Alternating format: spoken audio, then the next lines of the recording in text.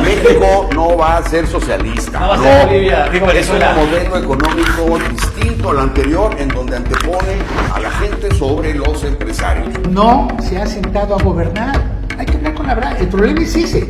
El problema es que precisamente Andrés Manuel dijo, no hay que hacerle cálculos a los economistas. Yo no sé si lo haría a ti también. ¿Cómo ahorrar?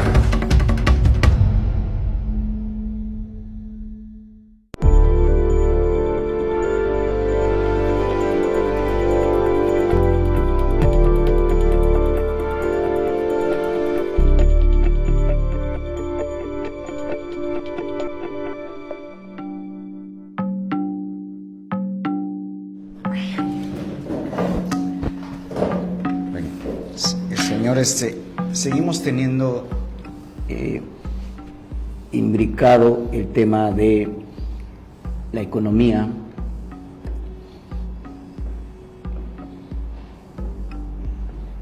y la seguridad pública, o el tema de seguridad en general. Desde luego está el incidente del Paso, que vuelve a repercutir sobre la política migratoria.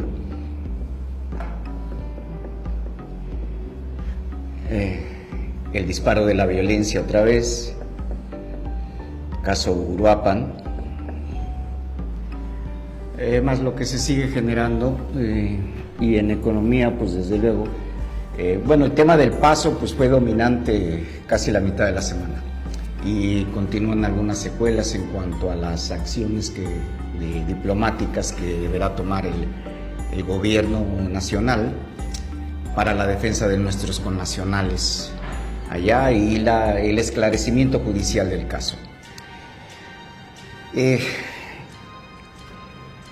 El balance de Coneval, los 10 años de políticas públicas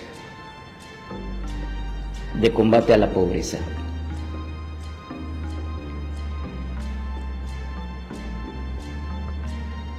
La apreciación de nueva cuenta de las calificadoras, el desajuste que se está dando a partir de, primero, China en divisas, la repercusión del petróleo en el mercado petrolero, cotización peso dólar, inflación, que sigue manteniendo la tendencia a la baja, más las prerrogativas que le van a tocar a los partidos políticos. Estas dos cosas son un contraste fundamental. 10 años de políticas públicas donde lo único que se ha conseguido es reducir en un 2,5% aproximadamente la pobreza. Extrema, ¿no? No le hemos bajado, pero subió la pobreza en general. Sí, vaya, sí, hacer la decantación el informe que preparó Coneval, pues nos da varias aristas. Por un lado, que más de 2 billones de pesos gastados en pobreza a lo largo de 10 años en combate a la pobreza aún son insuficientes. Desde luego habría que analizar los datos, porque también influye el hecho de que ha sido un dinero que no se ha gastado racionalmente, que el foco de las políticas públicas de combate a la pobreza sigue siendo la cooptación electoral, el control, y no la erradicación de la pobreza.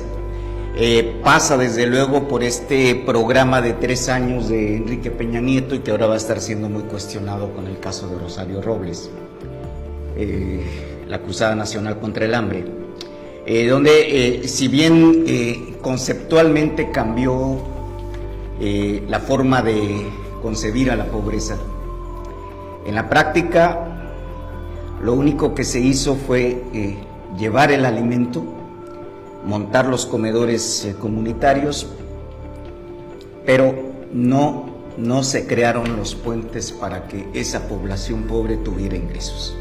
Y en tanto no haya ingresos, la pobreza va a seguir ahí.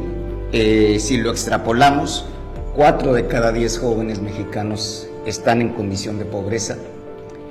Y si hacemos la panorámica global de esto, resulta que lamentablemente en México origen es destino.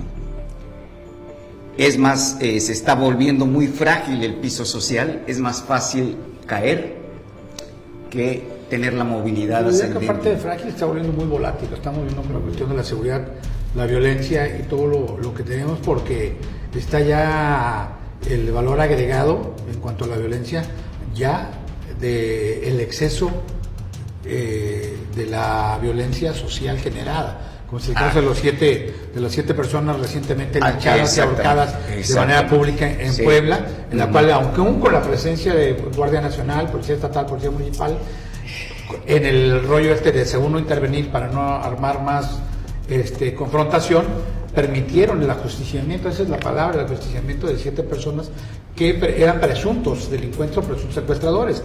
Caso similar a lo que pasa con los 130 y tantos muertos de Tlahuelipan en el incendio de este ducto de gasolina, ¿no? Porque también había fuerza y se utilizó el mismo razonamiento, que yo no sé si sea válido o no, pero yo por eso diría que el piso social no tan solo está frágil, está muy volátil. Muy volátil, en efecto. Y bueno, finalmente, si hacemos el comparativo, no es lo mismo tener 41% de población en pobreza general multidimensional, contra el 44% del 2008.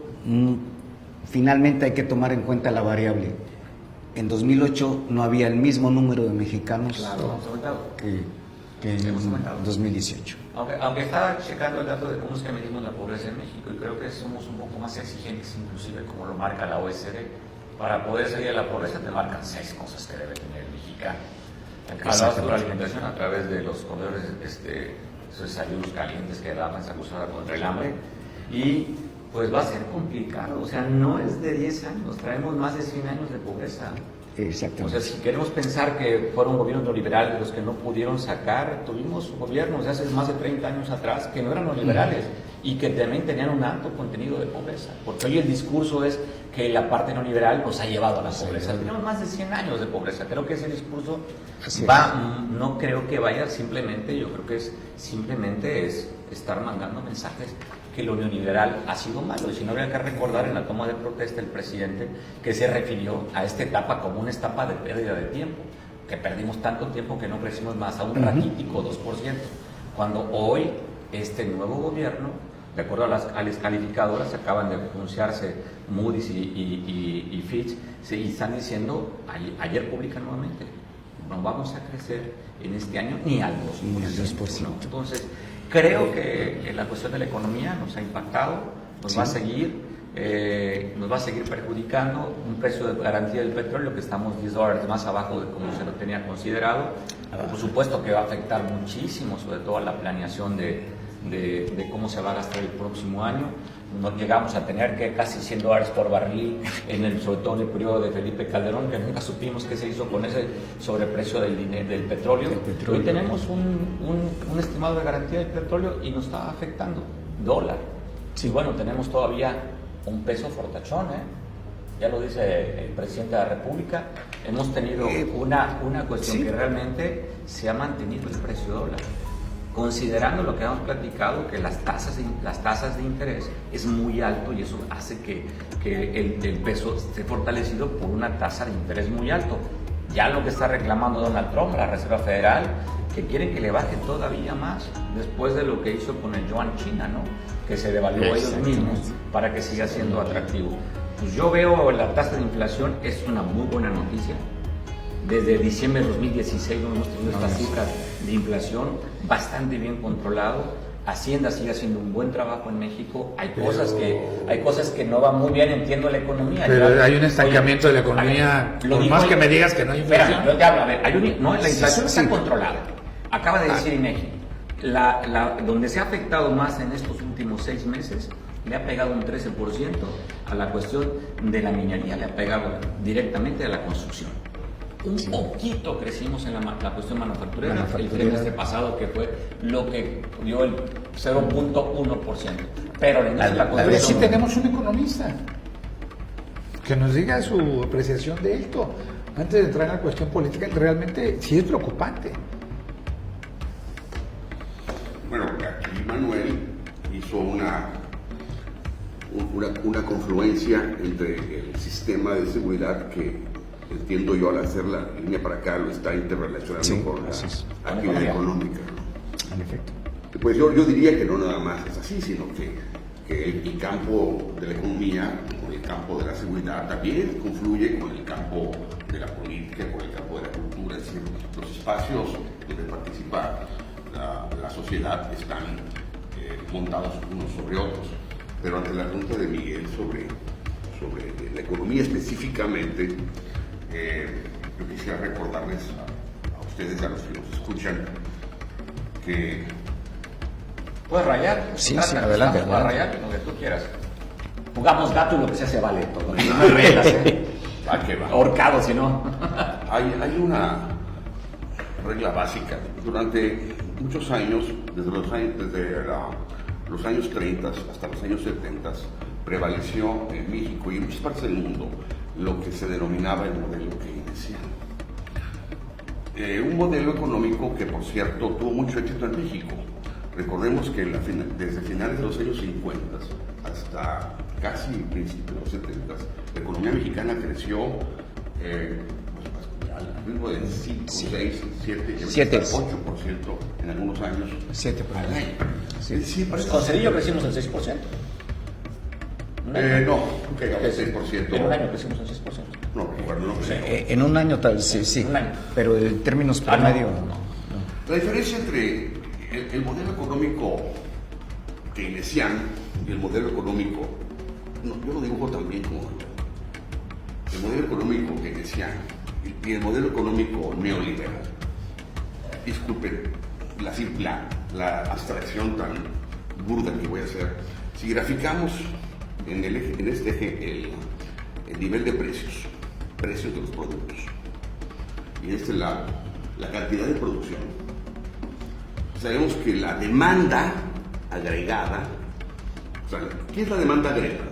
La demanda agregada es lo que la gente, el pueblo demanda en mis servicios. Y esta demanda agregada siempre debe ser igual a la producción. La producción se refleja como la oferta agregada, que es la cantidad de bienes y servicios que producen las empresas. En donde confluyen la demanda agregada y la oferta agregada, ese es el nivel de producción, al cual se refiere las estadísticas cuando hablan del Producto Interno Bruto, por ejemplo. Es el nivel de producción al cual un país produce a un nivel de precios dado entre el cruce de la oferta agregada y la demanda agregada. El modelo keynesiano que durante muchos años prevaleció en México, por cierto, El que apelaba al presidente. Es El importante. señor Tismena quería el libro del desde esa presidente. época es importante aclarar cómo está compuesto la demanda agregada.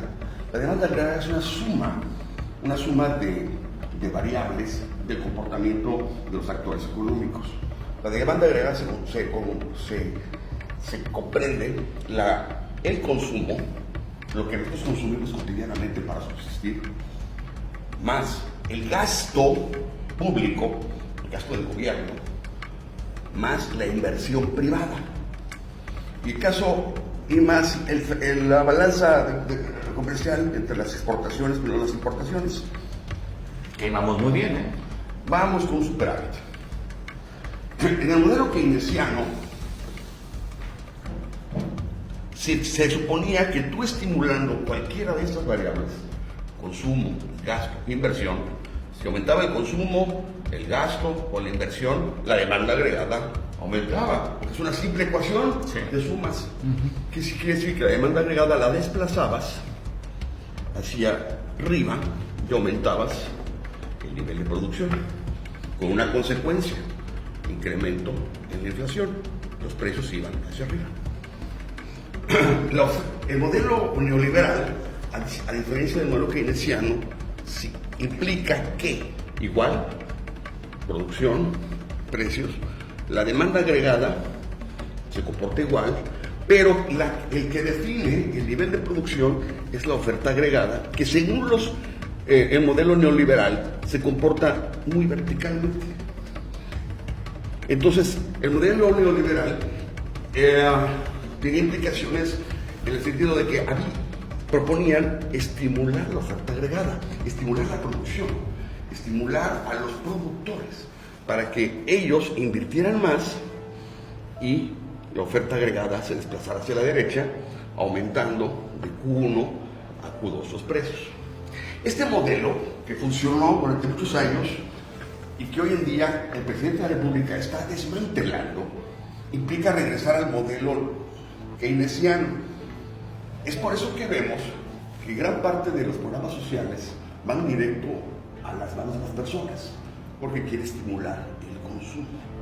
Pero ¿sabes qué? Entiendo la intención, pero cuando hablamos que el presidente trae un proyecto el más importante de los jóvenes construyendo el futuro, y ahorita en el primer semestre tienen un subejercicio de un 63%. Tenían para el primer semestre haber invertido 16 mil millones de pesos y solamente se han gastado 6 mil millones de pesos y ya. Pero además ese ya programa lo canceló. Ya lo canceló y cada vez ese programa, sobre todo en específico, junto con otros, está demostrando que la corrupción que dice haber acabado a partir del 1 de julio el año pasado está tan viva y tan vigente que no nada más no la está barriendo de arriba hacia abajo o de abajo hacia arriba, sino en el que el intermedio hay demasiado interés creado, demasiada corrupción también, porque sus propias gentes están señalando la corrupción del subejercicio, del fracaso del programa, porque no lo estoy nombrando yo ni le estoy dando el epíteto. Se desprende que solo un 2% de los becarios de jóvenes Construyendo el Futuro realmente estuvieron siendo parte de la capacitación. Lo demás fue parte, parte de los moches que tanto en esta 4T han dicho que no deben de existir. Lo que platicábamos y que se ha ido cada vez viendo más. El delegado de Tabasco, nuevamente Tabasco, la Higarrota y demás, el superdelegado de Tabasco menciona eso. En el caso Guerrero se menciona también, ya que en algunos casos los famosos servidores de la nación también son parte de ese esquema de contratar, entre comillas, sobre todo a la informalidad, porque no hay manera de tener un padrón confiable o fidedigno, y les están quitando parte de ese ingreso, que eran 2,000 o 3,000 pesos. 3,600. Bueno, la realidad es que cómo piensan reimplantar el modelo keynesiano de entrega directa cuando se está visto que no hay garantía. O sea, la cuestión de corrupción no es de un tal o cual partido, no es de un tal o cual político, muchos son muy ratas. Una vez lo dijo el presidente Peña Nieto. Que se le fueron encima, ¿no? Que es hasta cierta parte, punto cultural, porque al final de cuentas, si en la entrega directa, mientras siga persistiendo lo que ya se ha mencionado en muchas ocasiones, que toda política pública asistencialista lleve el sello electoral, va a ser un reverendo fracaso. A ver, más para concluir, el tema y tratar de contestar a lo que Miguel decía, acepto que gran parte de los recursos que se están destinando a los programas sociales y que van directamente a las personas, por lo cual no se puede hablar de corrupción gubernamental. En todo caso, de corrupción de algunas empresas que están contratando a los jóvenes. Y subrayo, yo no dije corrupción gubernamental, sino que la corrupción sigue tan vigente como aquel que dice que la acabó por decreto. Qué bueno que lo aclaras, Miguel, porque mucha gente cuando habla de corrupción cree que la corrupción es un fenómeno exclusivo del gobierno, y la verdad es que es un fenómeno multicultural, multifactorial. No sé si sea genético con nosotros, mexicanos. No, está en todo el mundo, O sea, no es para sentirse. A ver, todo el mundo lo está, pero cuando te hablan Transparencia Internacional, ¿en qué nivel estamos en corrupción? Estamos en los países. Por eso las medidas, pero me refiero. La corrupción en mayor o menor medida es parte, podríamos decir, una especie de pecado capital, por hablar de quieres de religión. Pero hay dos. Aparte de que el nivel de consumo, para que impacte en la demanda agregada, que es igual al nivel de producción, tenga efectos, el consumo tiene un periodo de tiempo en donde este dinero, que a través del consumo permea a través de la sociedad en lo que se denomina el factor modelo multiplicador. Si el consumo hace incrementar la producción mucho más, pero después de cierto periodo de tiempo en el que el consumo empieza a permear por todos los sectores económicos. Requiere tiempo el consumo.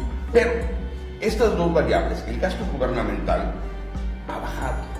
Este gobierno federal ha disminuido mucho el gasto gubernamental. Está generando lo que se llaman ahorros. Está ahorrando para algunos proyectos que pronto se Oye, o le llamamos subejercicio también, ¿no? Son formas distintas de llamarlo. Algunos llaman subejercicio. 170 y tantos mil millones de pesos. Ahora, Dice el secretario de aquí Hacienda. entra una pregunta muy interesante, Javier. Ya termino, Miguel. Pero hay un problema mayor. Recientemente me enteré que la inversión privada, cuando hablo de I, me refiero a la inversión privada, a los inversionistas que compran la maquinaria, construyen nuevas instalaciones. Esta inversión privada está bajando. Se habla de que el decremento de la inversión en bienes de capital es del menos 10%. Es decir, los empresarios fuertes, poderosos, de inversión en bienes de capital, ha bajado 10%. Entonces, la disminución del gasto público más la disminución de la inversión privada no han podido contrarrestar el breve aumento en el nivel de consumo. Claro. Ese es mi diagnóstico. Y es la realidad. Pero además es una realidad. La inversión privada no puede tener garantías cuando hay graves problemas de seguridad que impactan en la economía. Y 10 años. Y pueden tener 30. Javier, y pueden tener 30. Aquí la situación no es de hablar de pasado, aquí la situación es que ya tienes una responsabilidad y al final de cuentas no estás mandando el mensaje correcto. La seguridad no es el es correcto. Puede ser, pero no estás mandando el mensaje concreto. Eso agrava este sentimiento para la gente que invierte su dinero, para la gente que en un momento dado quiere inclusive arriesgar capital personal para hacer, ya no hables de grandes inversionistas, pequeños inversionistas, aquellos que en un momento dado ven que la seguridad, ven en riesgo su poco capital para ser víctima de extorsión, de atracos y demás, porque no estás mandando un mensaje adecuado. Yo no estoy diciendo que es nuevo, si aquí el problema es que mucha gente se sienta aludido, no estamos diciendo que la culpa sea de la 4T o no, la realidad es que hay mensajes equivocados. Tú me dices, ¿se están ahorrando para lo que viene? Sí, ¿a costo de qué? A costo de reconocer que si hay desabasto de medicamentos porque se robaban todos los medicamentos, a costo del desabasto porque ahora va a ser más trabajo y los van a llevar si la Coca-Cola llega a todo mundo. O sea, el mensaje está siendo equivocado, ya se desgastó. A eso es a lo que me refiero. Ahora, los ahorros sobre ejercicio está muy bien, pero no puedes ahorrar cuando un gobierno administra, eficienta, no ahorra, no hace negocio. Si tu ahorro para para dar más dinero clientelarmente o asistencialmente o necesariamente, sin que en un momento dado generes cómo hacerlo producir a la gente que le das, produzca, y no nada más esté sentada a ver si le llega su tarjeta de bienestar o le llega por otro lado el dinero, ese ahorro es tirar el dinero a la basura. Probablemente no estés de acuerdo. Pero no hay consumo, hay estancamiento, Javier. Hay estancamiento. Bueno, pues sí, nos vamos a llevar 6 años. Porque entonces volvemos a lo mismo, la preocupación es compartida. Entonces tenemos que empezarle a hablar con la verdad a la gente. ¿Por qué? Porque seguimos en un esquema electoral de marketing. Todo es culpa del pasado, todo el mundo son rateros, todo el mundo es demás, y no te dicen, esto tarda por esta razón. No porque la estafa maestra, no porque trae chones nuevos Lozoya, no porque se robaron le voy a dar dinero, ahora sí, a reconocer a los deportistas, que pero primero tengo que vender la casa de Copelazo Cuello. No, hay que hablar con la verdad. El problema es ese. El problema es que, precisamente Andrés Manuel dijo, no hay que hacerle caso a los economistas. Yo no sé si se refería a ti también. No hay que hacerle caso a los economistas. Hay que hacer política. No, la política es la búsqueda del bien común. Pero luego entonces, si todo el entramado, como tú ya mismo lo comentaste, tiene que ser, tenemos que empezar a hablarnos con la verdad para poder entendernos. Así como la corrupción no es única y exclusivamente un ente de gobierno o de un partido, es de todos los que participamos en mayor o menor medida. Hay más corruptos por omisión que probablemente por comisión, y yo no sé cuál sea la más dañina. ¿Quién da o quién pide? Hablamos del asunto de la economía. Sí, por supuesto que tiene que ver la seguridad, pero creo que lo que tiene parado el país es que el inversionista no se siente seguro después de después de la cancelación con contratos del aeropuerto de la Ciudad de México.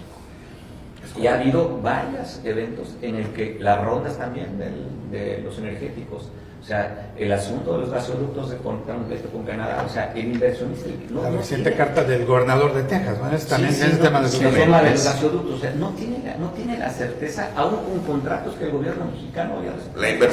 La inversión está bien parada. dicho. Está parada. La inversión privada Está parada. depende de las expectativas y de la tasa de interés.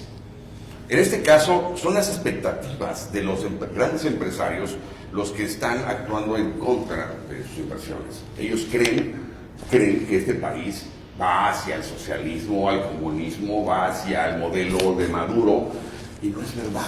Hay una mala lectura. La economía mexicana es un modelo capitalista. O un mal mensaje. Pero a ver, de cuenta que cuando la gente pues, simbólicamente está en Morena, se va a las prácticas a Sao Paulo. Y están hablando de que apoyan a Maduro, está hablando Noroña, está hablando de la estructura de Morena, hablando un mensaje que quieren ser parte de la República Bolivariana. Entonces, ¿cuál es el mensaje? ¿A quién creerle? Al presidente de la República, no a Noroña.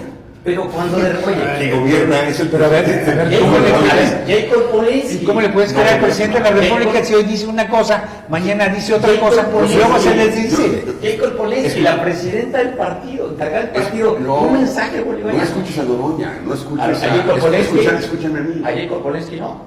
También, pero quien dirige el país, acuérdate que la señora Polensky, ella tiene la obligación de mantener a su partido cohesionado. Y dentro de Morena existe un grupo de izquierda radical. Son blandengues, decirse pero su trabajo es del Fondo de Cultura Económica. Morena es blandengue. Su trabajo es mantener al partido no cohesionado, no gobernar. Lo está haciendo. Tú escucha al presidente de la República y ve las cifras que manda el INEGI, Coneval, eso es lo que te debe de dirigir, no lo que diga Noroña. O pregúntame a mí. Me preocupa. Pero está cuchareado. Oye, habría que preocuparse porque le renuncia a su secretario de Hacienda, le renuncia el director del Seguro Social, hablando de temas de corrupción, que la oficial mayor tiene el gasto. Yo les hago una pregunta a los tres. Entonces, todos ustedes han hecho análisis político profundo. Y yo lo sé, y la gente que nos escucha también, cuando haces el análisis y vas viendo las variables que repercuten en la generación de un problema, siempre aparece como una variable motriz, una variable que produce y retroalimenta cualquier problema que veamos, de seguridad, todo, aparece una variable, corrupción. Siempre está ahí, sin duda, dándole vida al problema de la inseguridad, haciendo que latan los problemas. Ahora, es una variable y es una constante que se debe de empezar a tomar en serio. ¿En qué contexto? No desde el punto de vista político. Porque resulta, para efectos prácticos de cualquier político, todo el mundo es corrupto menos yo, cualquiera, que me menciones, dime un solo nombre del que quieras, desde Andrés Manuel para abajo, pasando por aquellos viejos dinosaurios del PRI, es exactamente lo mismo. Y tienes razón, aquí el problema está, ¿cómo logras que efectivamente haya un cambio de mentalidad? Porque el pretexto ya lo tienes, pues no avancé, porque los corruptos no nos quieren dejar avanzar. No avancé porque la corrupción... Los poderosos. O sea, esa es una de las cosas que hay que hacer. Y luego, algo que es inquietante, lo que decía, es que hay una serie de mensajes cruzados. Sí ha habido avances. Y qué bueno. Qué bueno que hay avances, qué bueno que hay gente que está haciendo chamba política. Ojalá haya gente que haga su chamba económica y social para que vayamos adelantando. Y ojalá también, como decía en un momento dado los grandes clásicos de la 4T, ya dejen de cucharear al INEGI, al Coneval y todo eso, porque todo requiere un estudio real y profundo. No lo ves en INEGI, yo sí confío. Después de las amenazas de Andrés Manuel López Obrador desde un púlpito mañanero, nadie confía en nadie, ni en él mismo, porque él mismo se desdice en el inter de una mañanera. A ver, vamos a ver también qué va a pasar. A ver, ¿qué eres tú? ¿Finísima persona? ¿No liberal? Eso no lo puedo decir yo. Bueno, no, pero él lo dijo, para que te califiques. ¿Eres finísima persona o eres adversario?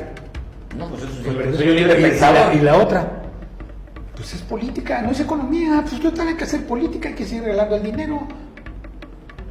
Nos quejábamos de un Duarte que se robó y que todo el mundo sigue 60,000 ahí, millones de que se pesos, robó más o 60,000 millones de pesos y que le inyectó a los niños con cáncer agua, y resulta que ahorita no hay en los hospitales de especialidades, no hay un solo medicamento para quimio porque estamos ahorrando para otra situación.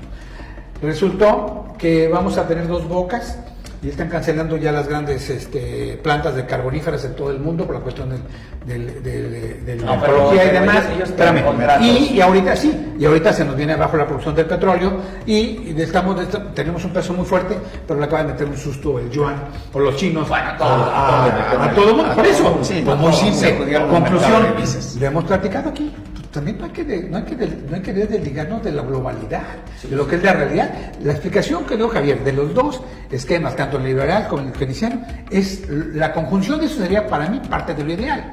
¿Cómo lo lograrían? ¿Quién sabe? Yo creo que pero no podemos alejarnos de todo. Yo creo que Manuel, que también sabe muy bien los temas, yo creo que el gran acierto que tuvo sobre todo Carlos Salinas de Gortari es quitar la economía, quitar la presión del petróleo, está petrolizada la economía. Tenemos ahorita una cantidad de exportaciones a través del Tratado de Libre Comercio, que es lo que nos ha mantenido. Imagínate si dependiéramos del petróleo a esta época, estuviéramos realmente en la lona.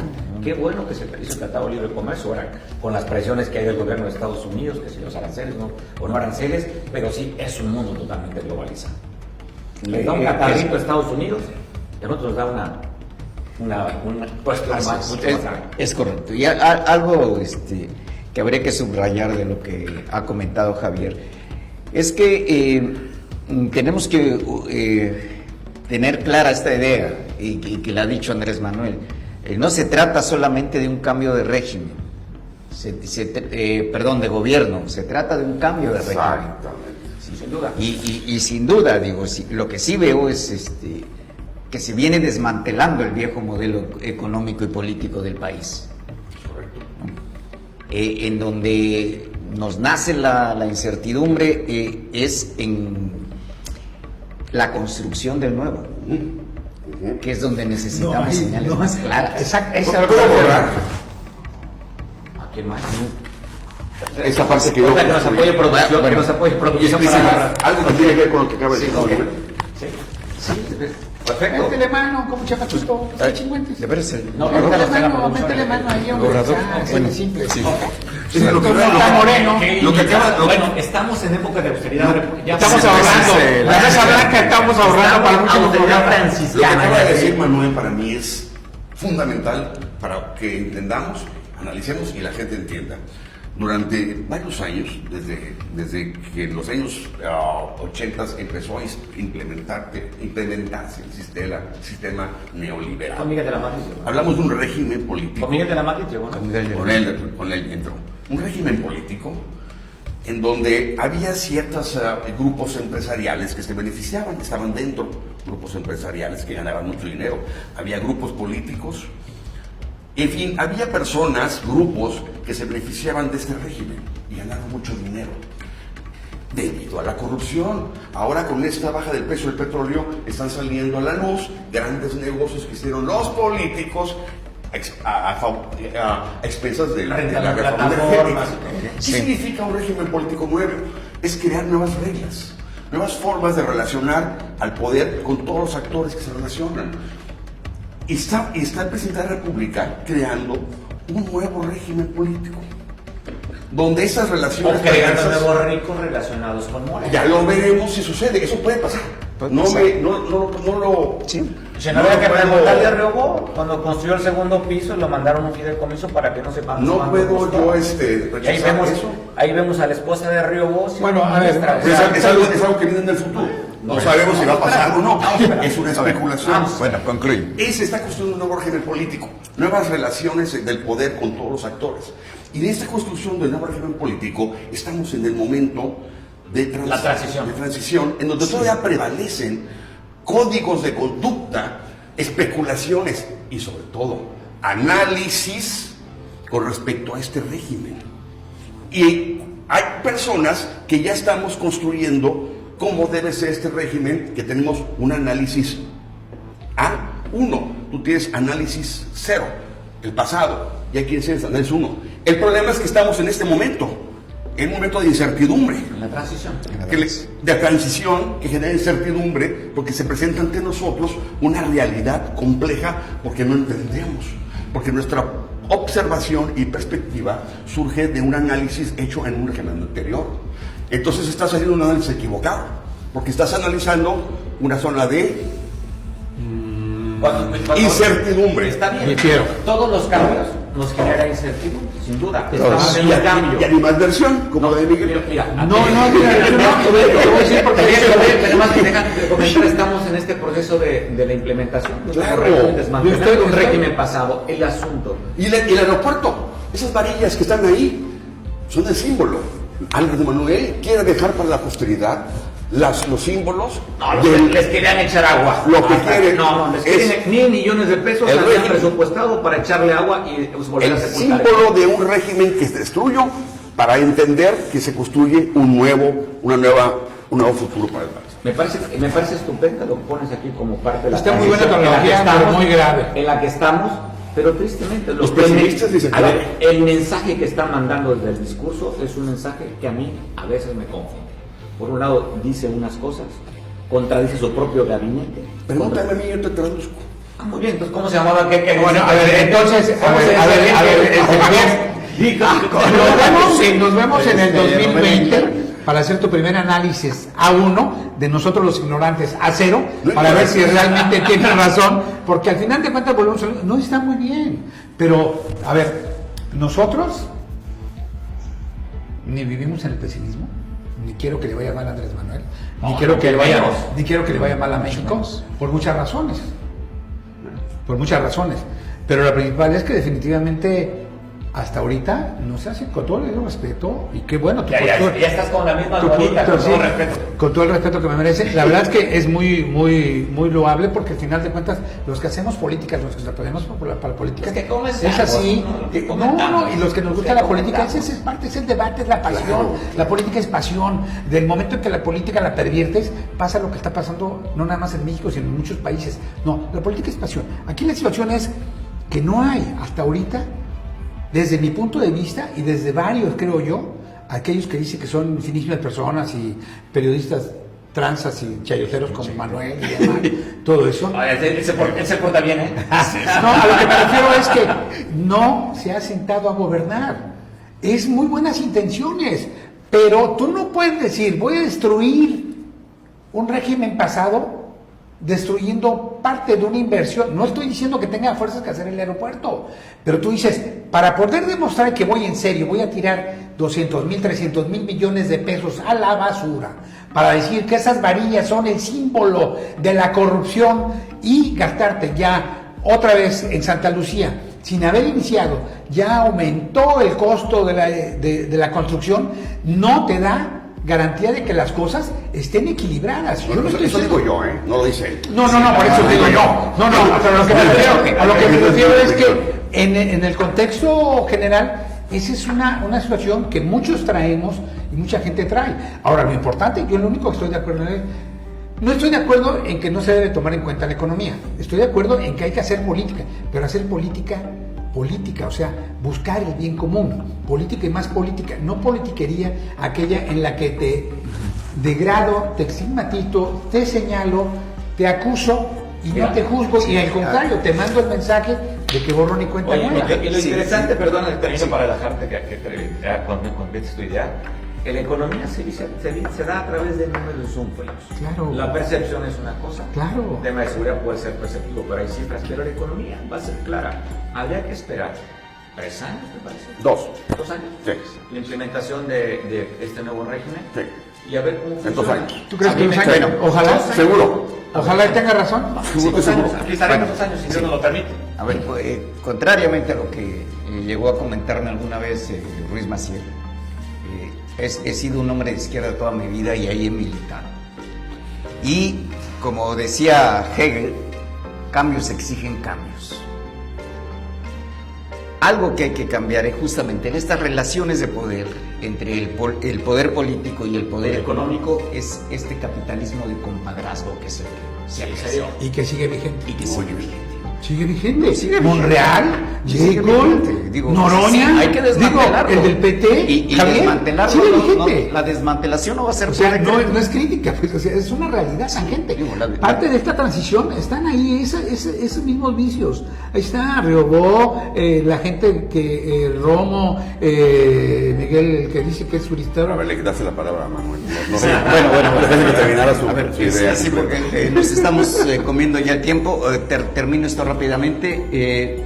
Vaya, a lo que tenemos que pasar es precisamente a que pueda haber un ejercicio de comunicación política más claro, más planeado. Es Andrés Manuel el que sí comunica bien, es un excelente comunicador, él. Morena no. Y ahí es donde nos surgen las distorsiones A en mí me esta parece que es un comunicación. excelente propagandista. Bueno, propagandista, pero sabe hacer llegar su mensaje. Sin duda, Convence. pero maravillosamente, Convence. cosa que le admiro. Y esa es la parte para poder tener certidumbre sobre a dónde vamos. Digo, porque no se trata de que repitamos el error donde el socialismo terminó por socializar la pobreza y no por socializar la riqueza, que fueron parte de las debilidades, además de la corrupción y otras tantas cosas que deterioraron el sistema. Pero bueno, tenemos un minuto para cada quien para conclusiones. No vamos a hacer socialismo, olvídense, señores, México no va a ser socialista, No va a ser Bolivia, digo, es Venezuela. un modelo económico distinto al anterior, en donde antepone a la gente sobre los empresarios.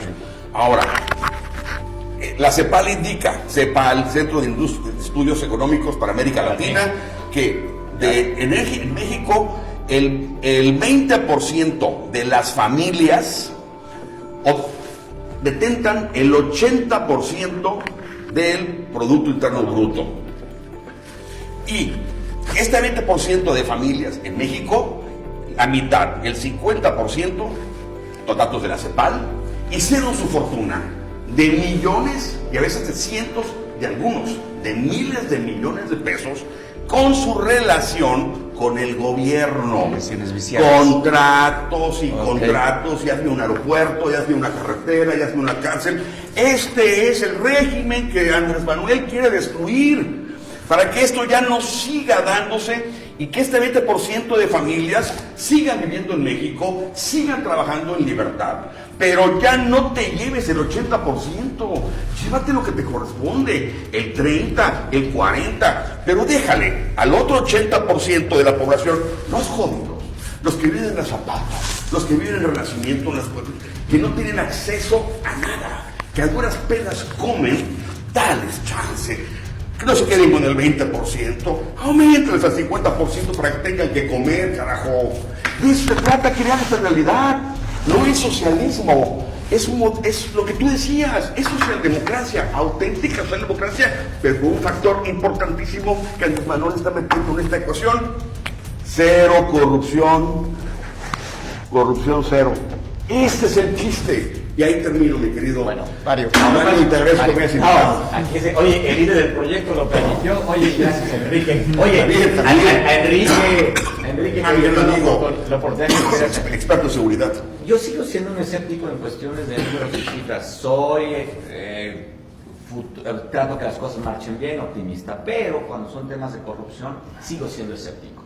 ¿Por qué digo que sigo siendo escéptico? Porque ya gobernó Andrés Manuel en la Ciudad de México.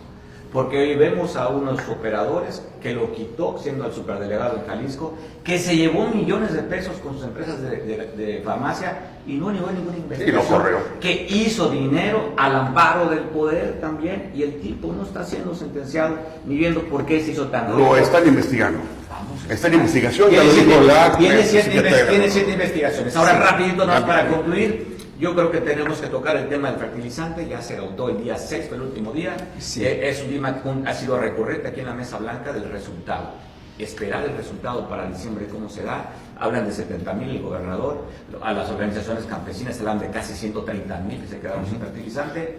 Esperar cómo termina la cosecha para ver si esta implementación del gobierno federal fue un éxito o fue un fracaso. No adelantar, habría que esperar al final y que tiene que ver justamente con una economía en la que se habla que era para autoconsumo y probablemente va a generar un problema de seguridad si no marcha y no se cosecha bien, va a afectar el tema de la seguridad. En Guerrero, porque no tocamos nada de Guerrero. Miguel. ¿Callado? Callado, yo voy a esperar a que tenga razón. Lo único que sí le digo es que tenemos un presidente que no es corrupto, es corruptor, está corrompiendo al país. Ojalá y logre lo que haga para callarme la boca, pero es corruptor, está corrompiendo a todo el mundo, sigue teniendo a las mismas lácaras que dice, señalados de bandidos, de rateros, del PRI, del ex PRI, del Movimiento Ciudadano, del PRD, donde él pateó, y del mismo priismo de él, sigue teniendo, los va a ir transmutando poco a poco, ojalá me equivoque, no es corrupto, es corruptor. Fuertes declaraciones.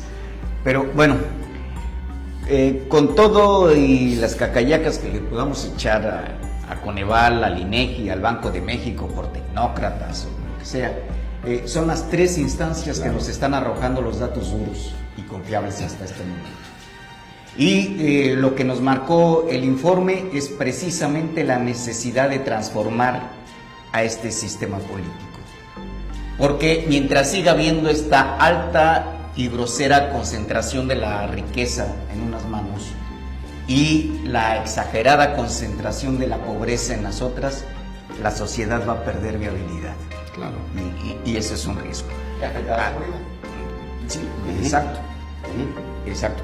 Y entonces, pues bueno, sí, es deseable este modelo alternativo, vaya, desde que se vino abajo el bloque socialista, hemos pensado en la necesidad de esta tercera vía, que en efecto tiene que haber un modelo alternativo a esto que permita una sociedad más justa, más equilibrada. Y, pues como dijo Lenin, la realidad es terca, es testaruda. Así que La realidad los puede atropellar. hay que atender la realidad. Y lo dijo Hegel, si no cambias, te cambian. Te cambia. También lo dijo José Francisco, ¿no? No cambiamos los cambios. Gracias, señores. Nada personal.